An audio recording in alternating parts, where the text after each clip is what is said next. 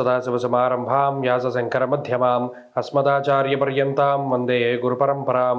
జ్యోతిషశాస్త్రాన్ని భావితరాల వారికి ప్రసాదించిన ఋషుల యొక్క పాదపద్మాలకి నమస్కారం చేసుకుంటూ, అలాగే నాకు ఈ జ్యోతిష విద్యను నేర్పిన గురువర్యులు జ్యోతిష బ్రహ్మ కీర్తిశేషులు శ్రీ ఈరంకి సూర్యనారాయణ మూర్తి గారు, సూర్యశ్రీ దైవజ్ఞ గారి యొక్క పాదపద్మాలకి నమస్కారం చేసుకుంటూ, ఓం శ్రీ మహాగణాధిపతి నమః, శ్రీ గురుభ్యో నమః, హరి ఓం.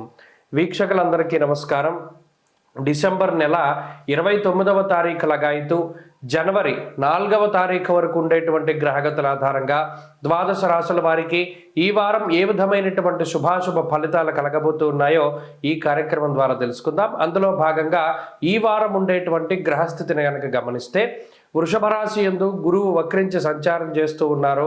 అలాగే కర్కాటక రాశి యందు కుజుడు వక్రించి సంచారం చేస్తూ ఉన్నారు. కన్యా రాశి యందు ఎప్పుడూ వక్రగతిలో ఉండేటువంటి కేతు ఆయన సంచారం చేస్తూ ఉన్నారు. ధనురాశి యందు రవి బుధులు సంచారం చేస్తూ ఉన్నారు. అలాగే కుంభమందు శని శుక్రులు సంచరిస్తున్నారు. మీనరాశి యందు రాహు ఉన్నారు. అలాగే ఈ వారంలో చంద్రుడు వృశ్చిక రాశి మొదలుకొని ధనస్సు మకర కుంభాల్లో ఆయన తన యొక్క సంచారాన్ని చేయబోతూ ఉన్నారు. ఇటువంటి పరిస్థితుల్లో ద్వాదశ రాశులకు ఏ విధమైనటువంటి ఫలితాలు కలగబోతున్నా తెలుసుకుందాం. అందులో భాగంగా మొదటిది మేషరాశి. మేషరాశి వారికి ఈ కొత్త సంవత్సరం ప్రారంభమయ్యేటువంటి వారం సాధారణంగానే ఉండబోతూ ఉన్నది. లాభస్థానమందు శని శుక్ర చంద్రగ్రహాల తాలూకు, అంటే కేవలం 3 గ్రహాల తాలూకు అనుకూలత మాత్రం ఈ రాశి వారికి కనబడుతూ ఉన్నది. ఆ 3 గ్రహాలు కూడా లాభస్థాన స్థితిలో యోగిస్తూ ఉన్నారు.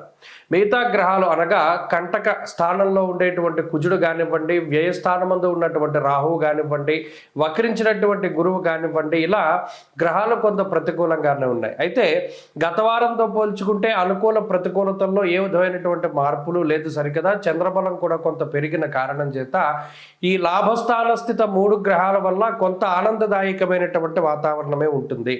ప్రత్యేకించి లాభమందు ఉన్నటువంటి శుక్రుడు కానీ, శనేశ్వరుడు కానీ, చంద్రుడు కానీ మనస్సౌఖ్యాన్ని కార్యజయాన్ని కలగజేస్తారు. ప్రత్యేకించి లాభస్థానంలో చంద్రుడు ఉండడం వల్ల మనస్సౌఖ్యం సదానందం ఇష్ట గృహ శుభోజనం అంటూ ఉన్నది శాస్త్రం. అంటే కొంత మనసుకు నచ్చినటువంటి ప్రాంతాల్లో సందర్శనం చేస్తూ ఉండడమో, అలాగే ఎక్కువ విహారయాత్రలకు వెళ్తూ ఉండడమో, మిత్రులతోటి మంచి కాలక్షేపం చేస్తూ ఉండడమో, వృత్తి ఉద్యోగాదుల్లో కొంత ఒత్తిడి అది తగ్గుముఖం బట్టి కొంత ప్రశాంతమైన వాతావరణం ఉండేటువంటి విధానాన్ని గ్రహస్థితి సూచిస్తూ ఉన్నది.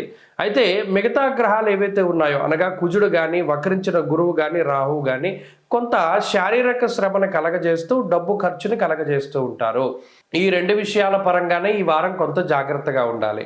ప్రత్యేకించి అర్ధాష్టమ కుజ వ్యయ రాహు స్థిత గ్రహాలు ఏం చేస్తున్నాయి? 9వ స్థానంలో ఉన్నటువంటి రవి కూడా వీటికి బలాన్ని చేకూరుస్తూ ఉన్నారు. విచారే నవమే రవవు అన్నది శాస్త్రం.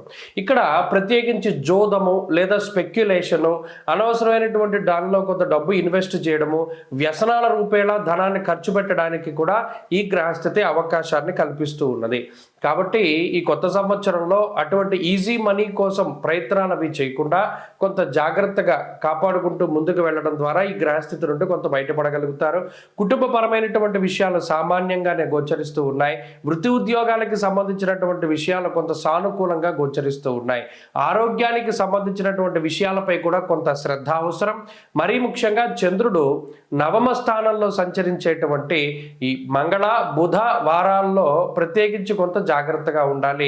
మిగతా గ్రహస్థితులన్నీ కూడా కొంత అనుకూలంగా ఉన్నాయి. మరింత సానుకూలమైనటువంటి గ్రహస్థితి కోసం మేషరాశి వారు ఈ వారంలో సుబ్రహ్మణ్యేశ్వర స్వామి వారి యొక్క ఆరాధనే ప్రధానంగా చేయాలి.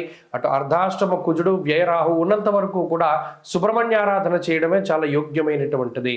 ఈ వారంలో కలిసొచ్చేటువంటి రోజు శుక్రవారంగా చెప్పవచ్చును. అదృష్ట సంఖ్య 2, అదృష్ట వర్ణము తెలుపు. తదుపరి వృషభ రాశి.